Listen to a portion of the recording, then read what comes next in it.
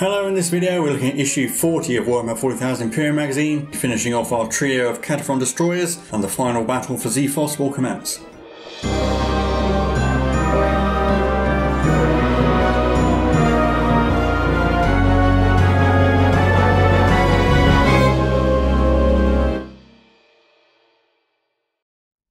Hello, I'm Mike and this is where we are the Tabletop Donkeys. Hello. And we're bringing you issue 40 of Warhammer 40,000 Imperium magazine today. In this issue we get the third and final Kataphron Destroyer. If you'd like to see it in the final battle for Tsiphos, you can use the timecode in the description or use the chapter bars. And we'll also be doing an overview of the collection up to this point, which again you can find in the description or the chapter bars. But first, looking through the issue contents. We have some background here for the Adeptus Mechanicus. Tech priests go out to fight the forces of mankind, and that does a number on their sanity in a few cases. So ways in which they diverge from the standard teachings of the Mechanicus. So like the Tech priest Dominus could be particularly keen on exterminating all alien life rather than just killing what's necessary.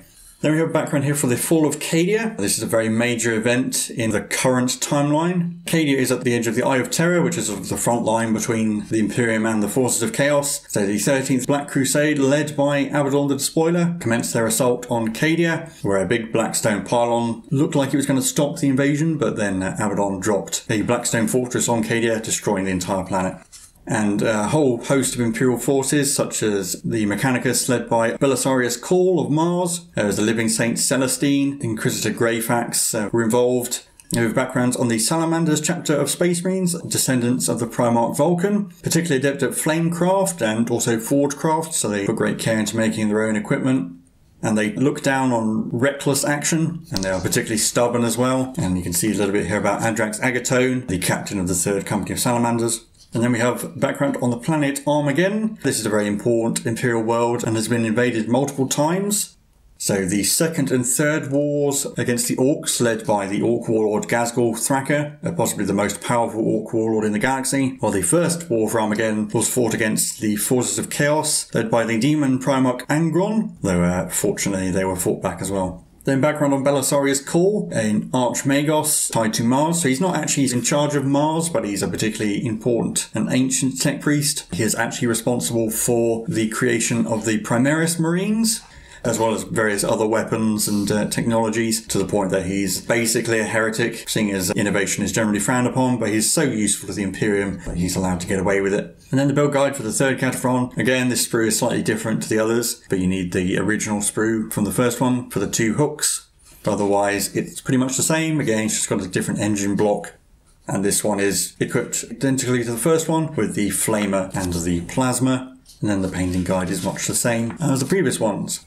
And there you can see the finished trio there. So now, before we get into our game, we'll do an overview of the collection so far, and then I'll hand you over to Will. So here you can see the complete collection and her first 40 issues of Warhammer 40,000 Imperium, and this totals 33 Imperial models, 15 Mechanicus and 18 Space Marines, and 48 Necron models. And you can also see all the terrain at the back. Have a look at the Imperial models first, starting with the Mechanicus. So at the front we have the Tech Priest Engine Seer and the Tech Priest Dominus. Behind them are the 10 Skitarii Rangers, and then behind them the 3 Kataphron Destroyers. The Space Marine collection, it hasn't been added to over the last 20 issues unfortunately, but we have the 3 characters, the Librarian, the Lieutenant and the Captain, 3 easy to build aggressors, 3 easy to build assault intercessors, and then 2 squads of 5 assault intercessors behind them. Over on the Necron side, we also have 3 characters here. We have the Overlord, the Technomancer, and the Raw Warden. Behind them are the 3 Scorpec Destroyers with the Plasma Sight, and the 5 Immortals. And we also have 2 units of 10 Warriors, as well as 3 easy-to-build Warriors, which were from the very beginning. 5 Flayed Ones, 6 Scarab Swarms, a Canoptech Spider, and a single Tomb Blade.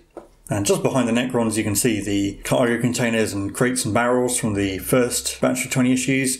And then to the left of them we have the terrain from the recent batch, a set of the ruined storage fane and subcloister, a set of thermic plasma generators, and a hematome reactor.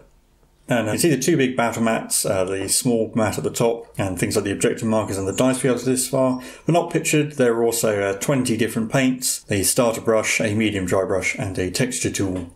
Well, that was a quick overview of the collection. I can hand you over to Will, and he'll take us into today's mission.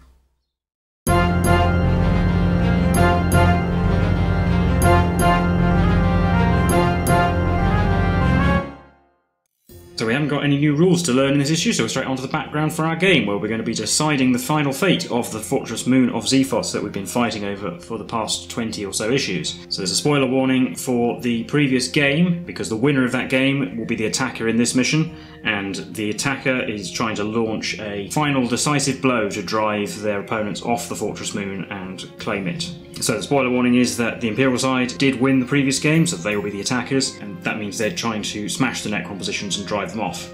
And there's just a bit more background here about how both sides are going to fight fiercely and not give any quarter.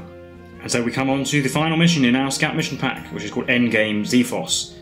And for the first time with this magazine, we're using 2 battle mats put together to make a larger 44 by 30 inch gaming area. So this is using the maps from issue 4 and 18 on the sort of moon-based side, and you can see they'll line up, so obviously that will be good to see that when we show the battlefield in a minute. We're playing along the length of those boards, so we've got deployment zones 6 inches on from the short edges, and there are 3 objectives, 2 along the centre line as you can see, and then 1 in the middle of the right-hand board near the defender's deployment zone. So the attacker is obviously trying to take the ground and the defender is trying to hold it, and there's also a preset arrangement for the terrain. The Imperial forces who will be attacking are a mixed Imperial force this time. We've got the Primaris Captain and 3 Space Marine aggressors, and then all of our Adeptus Mechanicus forces, the Tech Priest Dominus, the Engine Seer, 10 Skitarii Rangers, and the 3 Kataphron Destroyers, that is including the new one that we got with this issue. Whereas the Necron Defenders will be the Necron Overlord, 10 Warriors, 5 Immortals, 3 Scarab Swarms, 3 Scorpic Destroyers, and the Canoptek Spider. So it's our biggest game yet. As it says, the army that was victorious in the previous mission will be the attacker, the other army is the defender, and the defender deploys all of their units first, and then the attacker deploys. And then for our mission objectives, we have victory points awarded for dominate the battlefield. So at the end of the defender's turn, they score a victory point for every objective they control, whereas at the end of the attacker's turn, they score 1 victory point if they control objectives 2 or 3, which are the ones in the centre, or 2 victory points if they hold objective 1, which is the one near the defender's board edge. But you can't score any objectives in the first battle round, but otherwise it lasts 5 battle rounds, and whoever has the most is the winner, and will decide the fate of Tsiphos.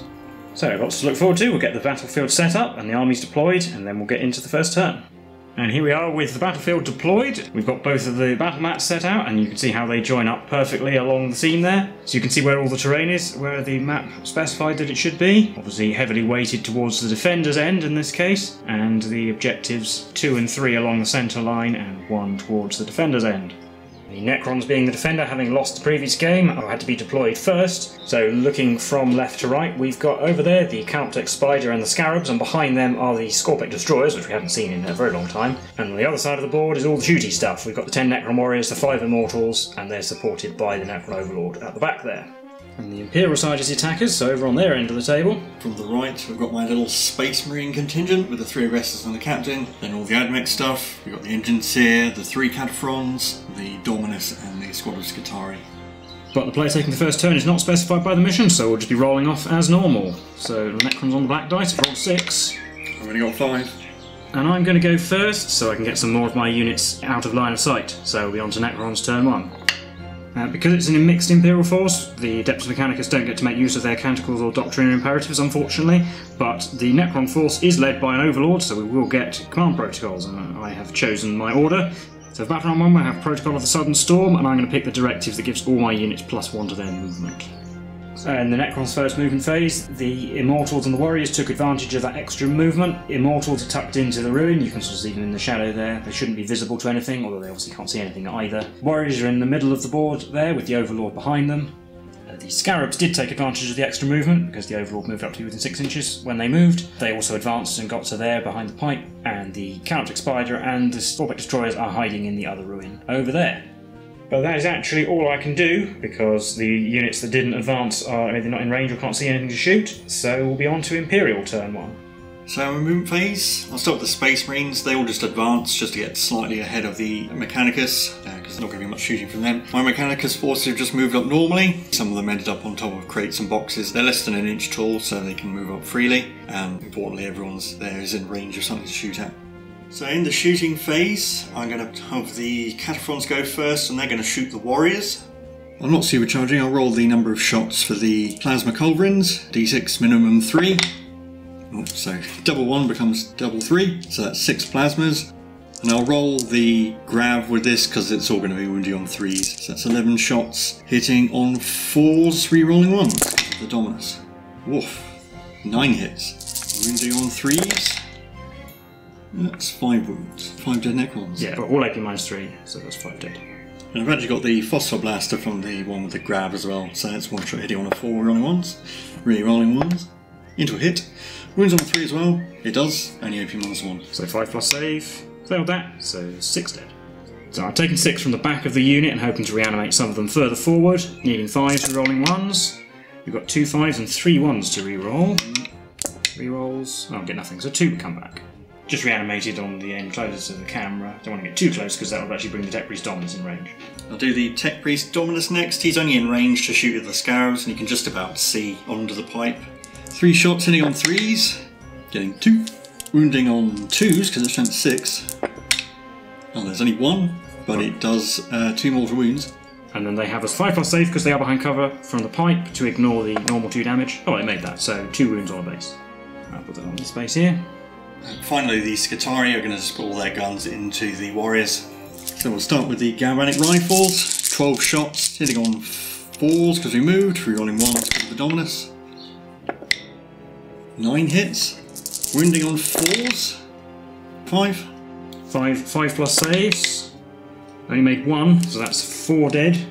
And we've got the Plasma, not supercharging, hitting on 3s, getting 2 hits and wounding on 3s. Oh, it's 1 dead Necron. There's 1 left. Can the Arc Rifle or the Sniper? Arc Rifle, hits, 3s, yes, -2. 6. No, that's the Warriors dead. Yeah, there were only 6 left, so the Scutari managed to destroy the whole unit. But that's all the shooting, because nothing else is in range, and there's no more outposts, because the Warrior unit was destroyed entirely. So we're on to Necron's turn 2. And the protocol for the second battle round will be Protocol of the Eternal Guardian, which is actually going to be pretty useless, because I was going to pick the directive that gives me cover if I don't move, but that would help the Warriors who have already been destroyed. So I will in fact select the other directive, which allows units to set to defend or hold steady if they get charged, which probably won't come up, but it's going to be more useful than the other one. In my command phase, that Scarab base that was damaged regains a wound, going up to 3. The Overlord has moved into the centre of the board there, and this Canoptic Spider has come out from its building to assist the Scarabs a bit further, probably. But the Overlord is within 3 inches of it, so he does get Lookout Sir, because it is a monster. And the Immortals have jumped up on top of their building, so they can see things to shoot at. And finally, the Swarpic Destroyers are going to stay in that building for now, so they don't get shot at. Oh, there will be a shooting phase to this turn. The Canoptic Spider is only in range of the aggressors, so it'll shoot its guns at them. That has 12 shots, hitting on 4s. 7 hits. Wounding on 4s, strength 5 against toughness 5. 4 wounds. 3+ saves for the aggressors. Oh, I failed 3, so that actually kills 1. I'll take away this one. And the Immortals will shoot at the Scutari, because they're only going to have 5 shots, and I think those are probably the best use of them at this point. Oh, 5 shots hitting on 3s. 4 hits. Wounding on 3s. 3 wounds. 3 6+ saves. That made 1. I'll take these 2 off the back. But that will be the end of the turn, because it's all the shooting. There's no morale test necessary, because Scutari are leadership 8 with the data tether, and I score 1 victory point for holding objective 1. So we're on to Imperium, turn 2. All my units have moved up. The aggressors advanced, and they just got enough, so this guy is just within 3 of that objective, so we'll take it. Then the captain and the engines here have moved up normally, basically to form a bit of a barrier this way. And then the Scutari have moved up normally, the Kataphron's filling in behind, and the Dominus filling in behind them. And we'll be on to the shooting phase. I'll do these Scutari Rangers first, and I think I'll put everything except the Sniper into the Immortals, and then the Sniper will shoot at the Overlord. 4 Galvanic Rifles left, hitting on 4s because we moved, re-rolling 1s, re-rolling the 1s, and that was a hit, so that's 4 hits this time. Wounding on 5s, 2. With a 3+ save for being in cover. Well, failed 1, so 1 dead. Yeah. Then I've got the Plasma, not supercharging, 2 shots on 3s and 3s, 1 wound. 5+ with the cover. Nope, failed that. 2 dead so far. Arc Rifle is within 15 just, so 2 shots on 3s rolling 1s, they both hit. 3s again, 2 wounds, if you want us 2. So 4+ this time. Oh, 2 more dead, there's only 1 left. Leaving the other one on the end alive, because he's the one within 6 inches of the Overlord, but then we'll try reanimating. Looking for 5s. Nothing at all, there's only 1 left. And then the Sniper shot on the Overlord. Hits, 3s, 6s do a mortal wound in addition. Are you wounded? If you want us 2. 4+ invulnerable save. Oh, he failed, so D3 damage. 1. Oh, So I'll do the Tech Priest Dominus next. He'll shoot the Immortal. His pistol thingy's not in range, so 3 shots with the Volkite Blaster on 3s, 2 hits. Wounding on 3s, 6s do 2 mortal wounds. That's just 2 regular wounds. 2+ save though, because we cover. Oh, double 1. Oh, see. The Immortal's dead. Finally, I've got the Kataphrons. The Grav can't see anything, so they can't shoot, but the 2 with the Plasmas can see the Spider, so they're going to supercharge and shoot at that. So 2d6 shots for 7. So the 2 black dice are the one that rolled 2, and the 5 white dice are the other one. And these hit on 4s, they're re-rolling 1s, which is good, because any 1s do mortal wounds to me. So there is a 1. That's re-rolled into a hit, so that's 4 hits. These wound on 3s. They're only getting 2. But with an AP -3 means we have a 6+ save. Oh, made 1, so it takes 2 damage. Now we realise actually we don't need to do the plasmas separately because it just inflicts mortal wound on a unit, not specific models, which makes sense when you think about it. But that's it for their shooting, and unless you're going to declare any charges. Nope. So I will hold objective number 3 and get a victory point. So 1 victory point each as we head into Necron's turn 3. For battle round 3 we have Protocol of the Vengeful Stars, and I'll pick the directive that means that 6s to wound with shooting are an extra -1 AP. Not going to be as useful as it might have been because my shooting units are dead, but it'll help the Canoptic Spider potentially. So in the command phase, both the Necron Overlord and the Scarabs heal those wounds that they were missing, and the Spider goes back up to 5. I also realised I totally forgot about My Will Be Done in the previous turn, but I think the only eligible unit was the Immortals, and I'm pretty sure they rolled a 1 to hit, so it wouldn't have helped anyway. And I don't have any core units left, so we're just going to forget about it for the rest of the game anyway. And then the movement phase, we're going to have to take the fight to the Imperials, otherwise all that shooting is just going to annihilate the rest of my army a bit at a time. So the Scarabs have moved out from their hiding place to stand over here in the face of all those guns. The Canoptic Spider and the Overlord have moved behind the box. The Overlord had to advance to do that, but he did roll a decent enough number. And the Destroyers have come out from their hiding place as well, and they are within range of objective 1. We will have some shooting with the Spider. It's going to shoot its 2 guns into the Skitarii Rangers. So we've got 12 shots hitting on 4s.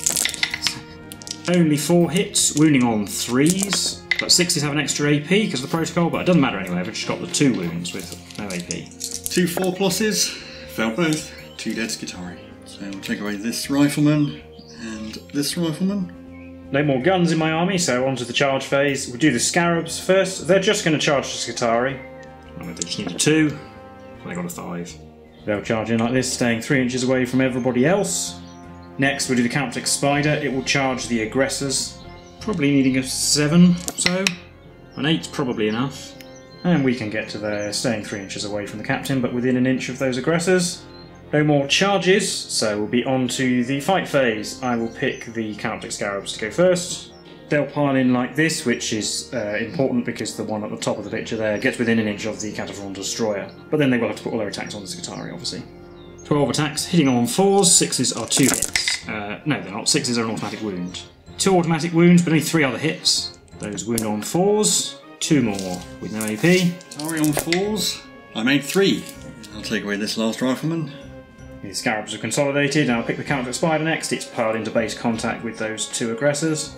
It has 5 attacks that hit on 4s, 2 hits, wounding on 3s, it's strength 8. Oh, 2 1s.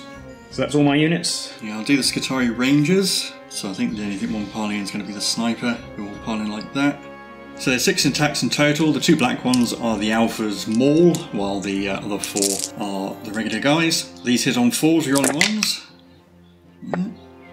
1 hit. Wounds on a 4, because it's a normal guy. Wounded. 6 to save. Nope. So that base takes a wound. Then I'll do the Kataphron Destroyers, because they are engaged. So the Cataphrons piled in, so they can all get in range. 9 attacks, hitting on 4s, rolling 1s. That into a hit, so 6 hits. And these wound on 3s, because they're strength 5. 5 wounds. So 5 6+ saves. Oh, made 1, so 4 wounds. We'll take out a base, put a wound on another one. So the damage base is destroyed, and then the other one takes a wound. But does the damage base come back? I need to roll 4 5+. I did not. Finally, I've got the aggressors. Just going to attack the Spider. 7 attacks between them, hitting on 4s, rerolling 1s. Roll that 1. Only getting 2 hits, wounding on 3s. 1 wound. 6 save against that as well. Nope, it takes 2 damage, it's down to 3. So the Spider is down to 3 wounds, and then the Skitarii, I think we'll have to take a morale test, because they did lose 3 this turn. So anything but a 6. 7, that's fine. And at the end of my turn, I do hold Objective 3 because I got the spider and 1 base of scarabs within 3 inches, and I hold Objective 1 as well, so there's 2 victory points as we head into Imperium turn 3. So in my movement phase, the Skitarii and the Kataphrons are going to move out of engagement range. The 2 tech priests have moved, so we can get in range of the scarabs, and the captain's moved around, so you can help the aggressors fight the spider, and they're going to stay in combat with it. In my shooting phase, I'll do the tech priest Dominus, going to shoot at the scarab bases. Dice as his Serpenter, which hits on a 2, while the Volkite hits on a 3 because he did move. 3 hits between the 2 guns. The white dice wound on 2s, while the black dice wounds on a 3. So no wound from the Serpenter, but 2 wounds from the Volkite. Which are 6 pluses, or 2 damage each. No, that's 3 damage will destroy the base. Does the base come back since it's the end of his shooting? No.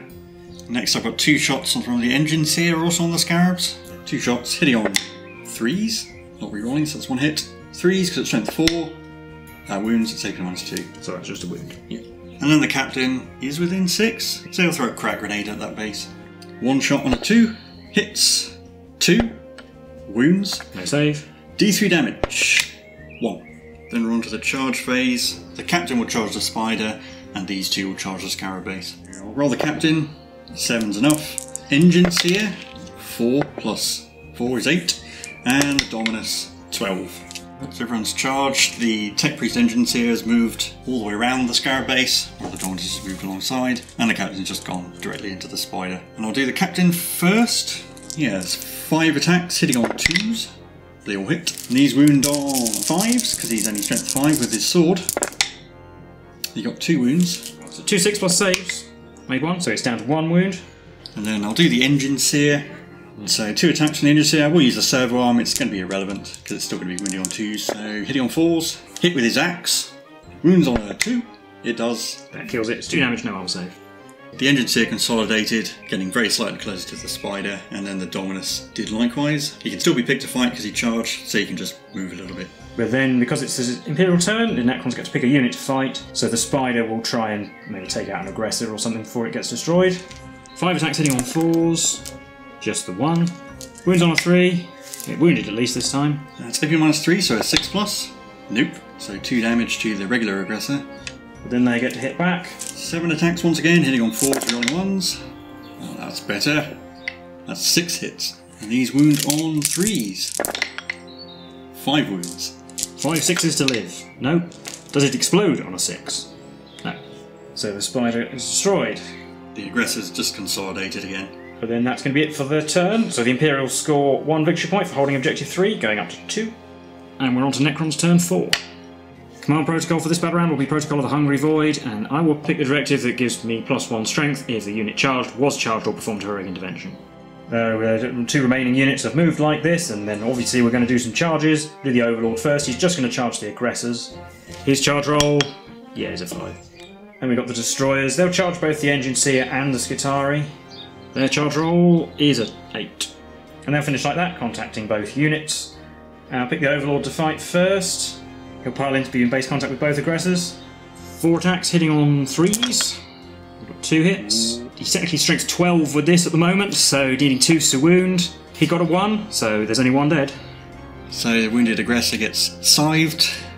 And then we've got the Destroyers. The one with the big hyperphased Reap Blade will hit the Tech Priest Engine Seer. The other 2 with the Threshers are going to attack the Skitarii Rangers.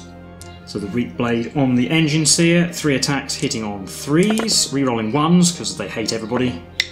Oh, still a 1, so just the 1 hit. Wounds on a 2 because with the protocol we're strength 8 with this. That's a wound with AP -4. 5+ invulnerable save. Oh, I made it. And 8 attacks from the other weapons on the Skitarii, hitting on 3s, but re-roll those 1s. We've got 7 hits. Wounding on 2s because strength 6 with the protocol. Oh. Only 4 wounds. AP -3, but they do get their 6+ invulnerable save. Yeah, 6+ from Bionics. Oh, they're all dead. That's 4 dead. We'll just kill these 4. Yeah, leave the Alpha alive. And we'll just consolidate around the stubborn Engine Seer. But that's all my attacks. I'll do the Aggressor Sergeant first. The Hero Engine Seer. Black dice is the servo arm again, hitting on 4s. Missed with the servo arm, hit with the axe. Wounds on a 3, so 6. It does.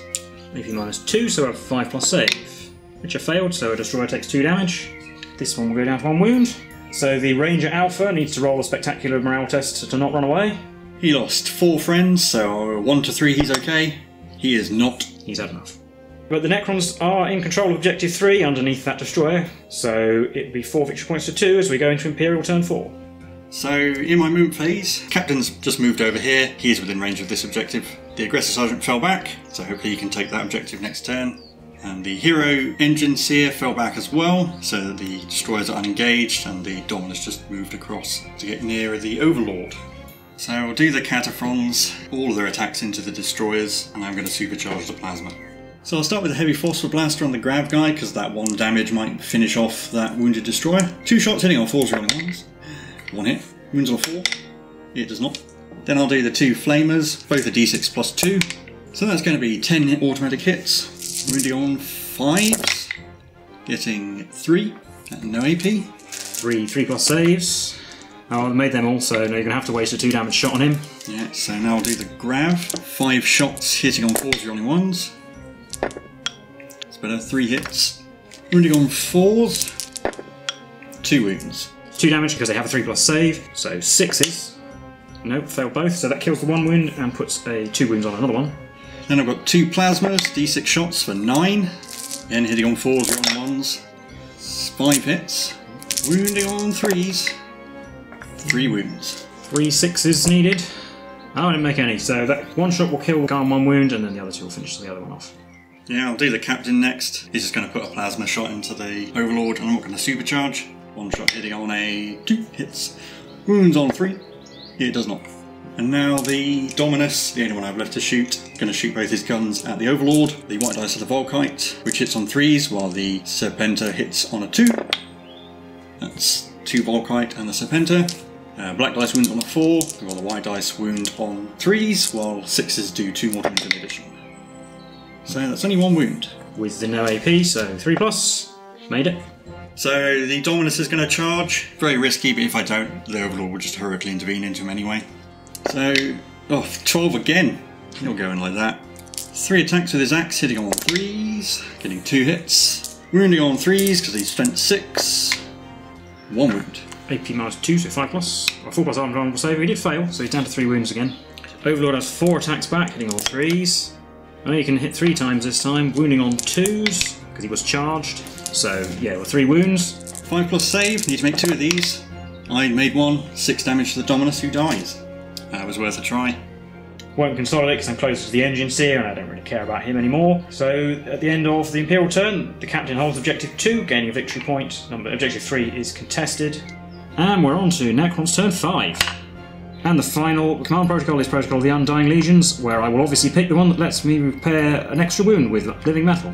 So that means in my command phase he heals 2 wounds and goes back up to 5. He'll move over there because that Aggressor Sergeant could go and take Objective 1 for the juicy 2 victory points. And then we'll charge him. I won't even roll, he just needs to stand there so he's in range of the objective and near the Aggressor. 4 attacks hitting on 3s. Oh, he missed twice again. Can he roll a double 1? No, he's 2 dues, kills the Aggressor Sergeant. And that will be it for my turn. On to Imperium, turn 5. So in my movement phase, the Captain's going to move up. He's going to advance, but this is where he gets before his roll. And then he's going to need a good roll, so we'll roll it on camera. Whoa. 5 is enough, I think. Yeah, so the Captain's advance gets him within range of Objective 1. The Engine Seer, also advance, gets him easy on 2. And then the 3 Kataphrons will form a firing line, so they're all within range of Objective 3 anyway. But we're going to see if we can kill the Overlord and get some revenge for the Dominus. But we're not going to supercharge the Plasma just in case. Do the heavy phosphor on 4s, 1 hit. 4s, 1 wound. 4 plus, and down 4 wounds. It's 2d6 plus 4 flamers for 12. 12 automatic hits on 5s. Only 3 wounds. 3s. Oh, failed 2. He's down to 2 wounds. 5 shots from the grab on 4s, getting 3. 4s to wound 2. There's a 2 damage, so 4 plus invulnerable saves needed. Oh, double 1. There you go, he's dead. And then the Overlord's dead, so all the Necrons are dead, but technically the victory conditions don't specify that if one side's wiped out, the other wins, but the Imperium are going to gain 4 victory points, going up to 7, which beats the Necrons 5, leaving the Imperium firmly in control of the moon of Tsiphos. But we're just going to skip back to issue 39 for a second, because we had a little bit of flavour text for what happens depending on who wins Battle for Tsiphos here. So obviously we have an Imperial victory. So as it says, victory is ours. Perfidious Necron foe lies broken beneath the feet of the machine gods chosen. Glory to the Red Planet and to the almighty Omnissiah. Now we may honour our fallen with prayer. We shall not rest easy, however. The war for Ramasus has barely begun. Further sacrifice shall be required if the Xenos are to be purged. So that is the fate of the Moon of Tsiphos, and that's our game for this issue. So we'll recap all of that for you now.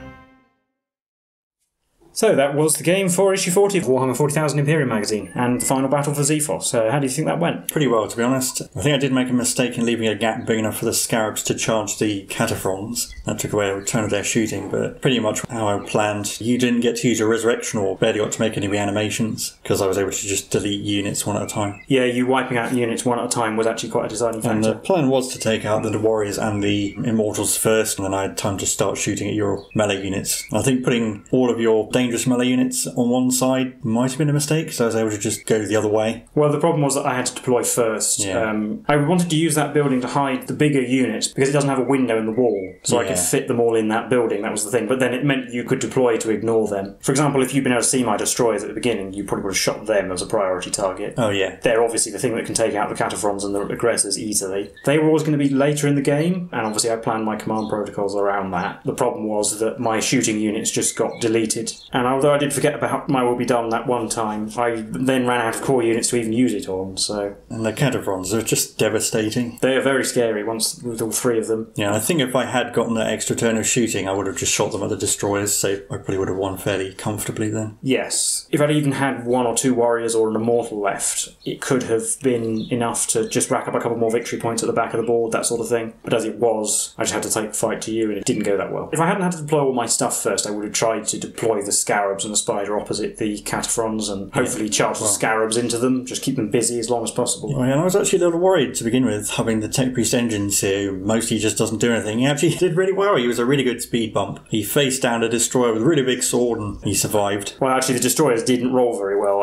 to be honest. They only killed 4 Skitarii. Yeah, I think you got pretty unlucky with dice rolls, failing to kill both aggressors as well, so your Overlord had to go and deal with the Sergeant. Yeah, if I'd killed that aggressor Sergeant, I wouldn't have had to deal with him with the Overlord in the final turn, which meant the Overlord could have done something else, which might have meant you didn't get enough victory points. It would have still been pretty close, but we were faced with the slightly bizarre situation that you could have completely destroyed my army, but because you hadn't taken some arbitrary points, you would have lost the battle for the moon and had to leave. But yeah, it does seem a bit odd. Bit odd there. It was nice to have a longer game that actually lasted more than about 2 turns. It went to the final turn. And also nice to be able to plan my command protocols and sort of see the plan through. It didn't quite work because more units were dead than I hoped, but the one with the extra melee strength did come into play at the right time. Yeah, and I also being able to play across 2 boards, and I got to use my range advantage as well. But I still would have had to move every turn. I can't dawdle. But I had the firepower to actually destroy you on my way in. If it was the other way round and you were attacking, how do you think it would have gone? If I'd been attacking, I probably had the speed to get to the objectives. The downside would have been that every unit that got there would have been blown away. And we would have just been running across open ground, being shot at by all your superior guns that you would have been able to sit in cover as well. I was probably helped by the fact that your Skitarii had to keep moving, actually, because it meant their firepower was reduced. Yeah, I guess if I was defending, I probably would have actually used the engines here to hold one, and then probably the Space Marines to hold another, and then just have the firing line. Playing on 2 boards is also good for the sort of size of forces we're starting to get. I think there have been a few games where it's felt a little bit small. Is this now the sort of standard size? Yes, this is now 30 by 44 inches, which is the recommended size for a game up to 50 power, I think. And I think we both had about 40-ish power, so this is the sort of force size for this size of board. And then obviously with the whole collection up to this point, well, we've got 2 different approaches, I suppose, haven't we? Because we haven't got a single new Space Marine since issue 20, but you've got a small but reasonably well-formed Adeptus Mechanicus collection. It complements the Space Marines quite well, being a shooty complement to all the melee Space Marines. We have said before it's a little bit skewed having 2 characters who essentially both do the same thing. The Dominus is probably a good starting point, actually, because he has to reroll. Yeah. And that is all of the Adeptus Mechanicus forces we will get, but it is a good starting point for another force if you wanted to take them further. Yeah, and I think looking at the back page of the issues of what's coming next, there's only going to be the unit of bikes, I think, is the only new unit of Space Marines, so it's actually a really long time before we get any more. Which I guess is quite nice. It is nice to see different parts of the Imperium. Whereas for the Necrons, we've actually just added a load more units, which have added some more capability capability, which I think it's been a good expansion on what we had. We've got more warriors and scarabs, which obviously are kind of the backbone of a lot of Necron forces. The spider obviously improves the scarabs and gives it a slightly different option, and then we've had the immortals, which are a slightly more elite unit, and then the start of a unit of Tomb Blades, which obviously will finish eventually. It's added some more flavour to the Necron force, which I think has been good. Yeah, and some nice big area terrain pieces as well. Yeah, and it makes the battlefield a bit more interesting than just some boxes, which is good. And I guess we finally got to see the conclusion to the battle for Tsiphos, which has been a little bit meandering at points, but towards the end it started to get a bit more coherent storyline. You know, the sort of attacks on the capital city, and the battles represented some of the back and forth between the two forces. So yeah, it really could have done possibly with a strategic map like we got in Conquest at this point with the battle for the capital city. Oh, and they had special abilities you could use. Yeah. But then again, I think compared to this point in Conquest, they've taught us a few more rules, like army rules as well. So it's been good to expand on the actual army abilities by doing that. Anyway, so I think that just about concludes this episode and this batch of 20 issues. So in the next 20 issues, we'll be fighting over a new planet called Electia, and we'll be seeing the start of the Adeptus Mechanicus, the Sisters of Battle forces coming in for the Imperium. So, as always, if you like the video, then do leave a like and subscribe to see that coming up. Let us know your thoughts in the comments about this game. Have you been playing through these? Who managed to secure the Moon of Tsiphos in your games? And let us know your thoughts on the collection up to this point as well. We'd be interested to hear them. We've been the Tabletop Donkeys, and we'll see you in the next one. Bye for now.